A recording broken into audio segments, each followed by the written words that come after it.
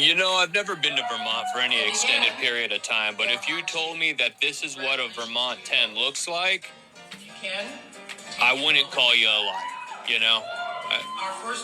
It seems like a Vermont 10 to me. You know, one thing I'm disappointed by my generation, okay, is that we created, which is, I hate it, that we created the whole participation award shit. I believe it was my generation, millennials, right? We really pushed the whole, or, I don't know if we created it, right? But I would say that we were part of the whole participation award crap debacle, where it just rewards you for being mediocre, right? You're rewarded for being mediocre. You're actually pushed for being mediocre, okay? How do our society pushes the absolute average of us to the forefront is amazing to me, right? It really is. Where the fattest of us are praised and put to spotlight, which is, I mean, you know, it is what it is, but it's like, I don't know, I just find it like, why?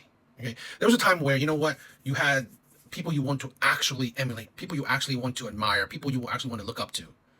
Now it's that you're like, it's just, you're nothing special, right? You're just like everyday people, which is, I guess it's fine, I guess, but it's like, okay, we don't celebrate excellence, we don't thrive, we don't desire to be excellent.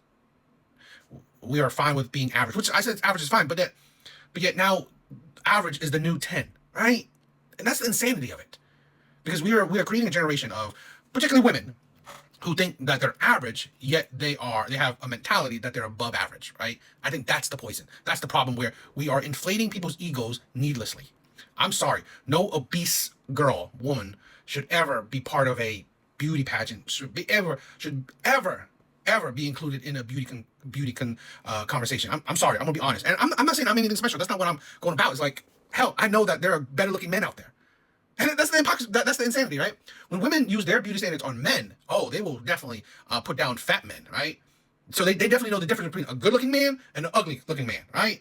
But when it comes to women, they're deluded. They're absolutely, utterly deluded, because in women's eyes, a fat woman is still a 10. A fat woman is still beautiful, gorgeous, pretty, you know, a goddess, a queen, all this shit, right? That women constantly spew craziness out. But if that standard is used for a man, oh, you definitely know a fat man to a good-looking man. So is your beauty standard actually beauty, or just fucking weird-ass sisterhood validation? I think it's so stupid.